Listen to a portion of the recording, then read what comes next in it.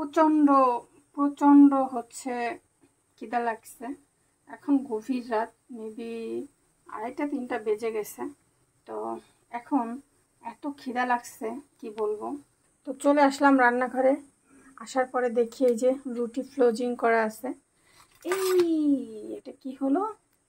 এটা পরিষ্কার, এটা কোনো ব্যাপার না, জাস্ট স্লিপ করেছে।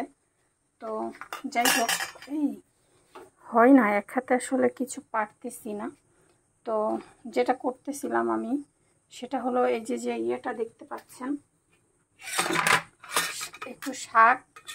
আর আসলে এক হাতে ক্যামেরা ধরে এক হাতে কাজ করাটা অনেক কঠিন একটা ব্যাপার। তো এটার সাথে আবার একটু লাউ ভাজি দিলাম, ঠিক আছে। একটু আমি সবজি বেশি করে দিলাম যাতে খেতে মজা লাগে। তো দিয়ে জাস্ট এটাকে এইভাবে একদম প্যাক করে নেব, একদম একটা রোলের মতো করে নেব, ঠিক আছে গাইস। এই যে এখন এটাকে দিয়ে দিলাম। তো এটাকে আমি সুন্দর করে উল্টিয়ে পাল্টিয়ে ভাজার চেষ্টা করতেছি যাতে এটা একদম সুন্দর হয়ে যায়। কারণ হচ্ছে কি বলেন, অলরেডি আমি যে দুইটা বানাইছি এই দুইটা অত বেশি ভালো হয় না, কারণ পুইরা গেছে। তো এবারেরটা আশা করতেছি বেশ ভালো হবে, ঠিক আছে। তো চলেন দেখি হয়েছে কিনা। আহারে, আজকে একজন তুমি নাই বলে একা একা বানায় খাইতেছি। এখন যদি মনে করেন আমার একজন উনি থাকতো, তাহলে এখন আমরা দুইজন এটাকে সুন্দর করে ভাগযোগ করে খাইতাম। আর যদি বেচারা একটু সাহসী হইতো, তাইলে মনে করেন ছাদে যাইতাম।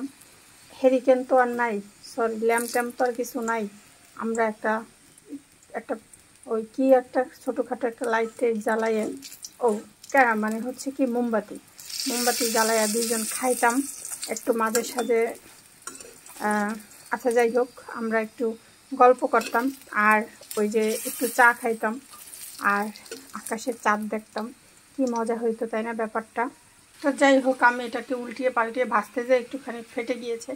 এটা কোনো ব্যাপার না, এই আর কি। আমি তো খাবো, একজন তুমির অভাবে এখন এই যে কি আর করা। এখন যদি একজন তুমি থাকতা, বলো এটা আমি তোমাকে খেতে দিতাম না? অবশ্যই তোমাকে দিতাম। আর কি করতাম বলো তো, এই পোড়াটাও তোমাকে খাওয়াইতাম। এখন আমার যারা তুমি হবা রেডি আছো তো, আসবা নাকি পোড়া রুটি খাইতে? তো যাই হোক, এটা আমাদের হয়ে গেছে। এখন এটাকে আমরা নামিয়ে নিলাম। তো ব্যাপার হয়েছে গাইস, চলেন গরম গরম এটাকে আমরা এখন খেয়ে ফেলি। ছিল আমার খুব মজাদার হয়েছে। এটা দেখতে যেমনই হোক না কেন, বিলিভ মি, সত্যি খেতে অসম্ভব মজা হয়েছে। শাকের ভিতরে ডিম দেওয়া আছে, এটা একটা কথা। আর হচ্ছে কি বলেন তো, ওই যে ওই যে আমার হাতের ছোঁয়া আছে, সেটাতে পরিপূর্ণ হয়ে গিয়েছে। ধন্যবাদ, সবাই ভালো থাকেন, সুস্থ থাকেন, আল্লাহ হাফেজ।